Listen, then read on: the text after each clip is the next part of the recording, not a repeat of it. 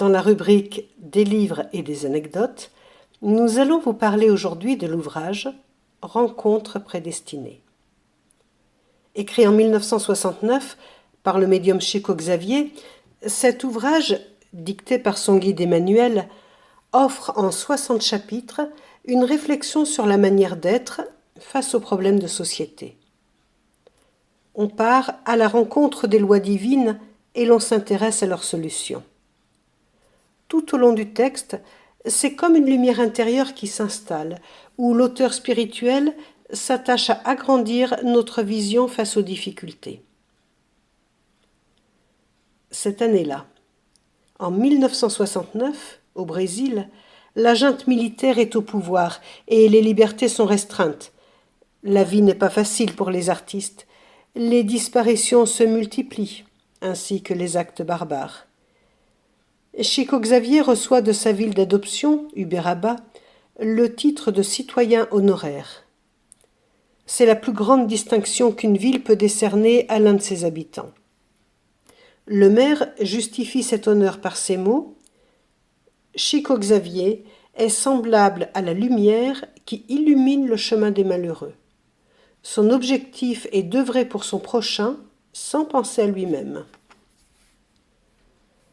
Le médium vient de psychographier son 100e livre. Il se croit délivré de ses obligations et il en fait part à son guide Emmanuel.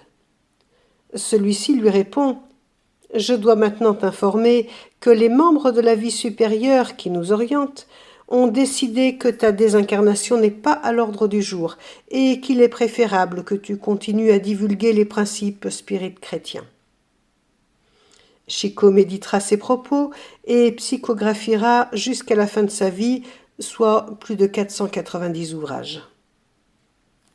L'ouvrage.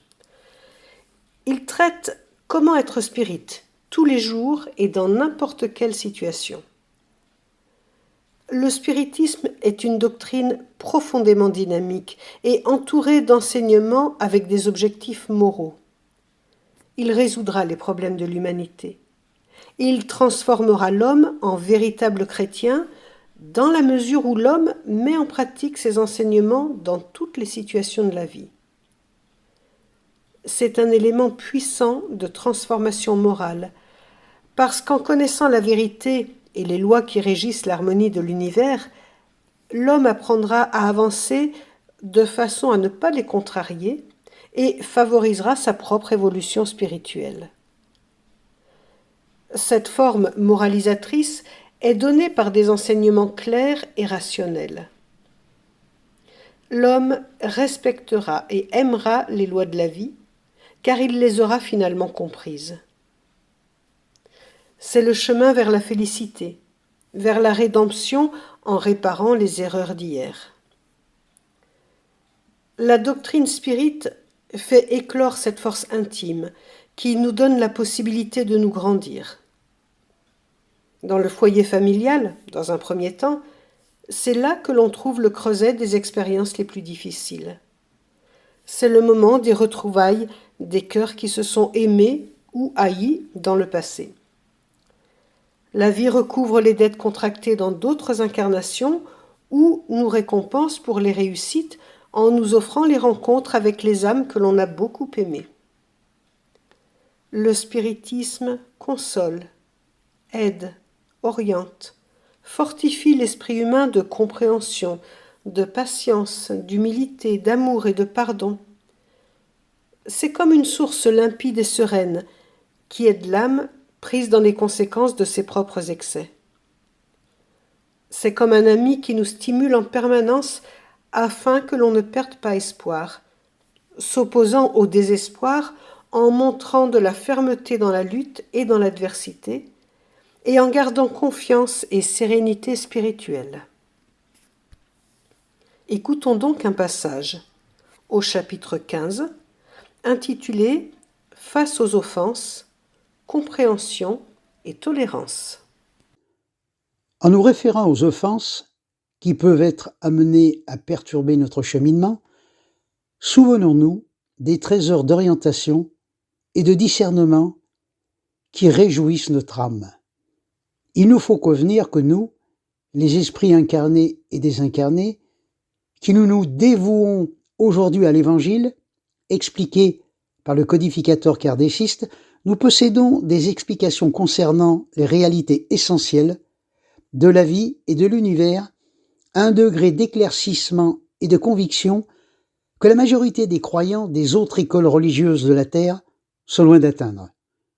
Nous connaissons de manière rationnelle la vie après la mort, la responsabilité contraignante de la conscience de chacun au sein de la loi de causalité, l'échange du monde spirituel avec le monde physique, la réincarnation, le problème des épreuves, l'obligation d'oublier tout le mal, la constante nécessité de pratiquer le bien, la médiumnité avec les faits qui en découlent, le principe des affinités avec les impératifs de la syntonisation fluidique, l'obsession visible et l'obsession invisible, le degré d'évolution dans lequel chaque individu se trouve, la différence entre culture de l'intellect et orientation des sentiments.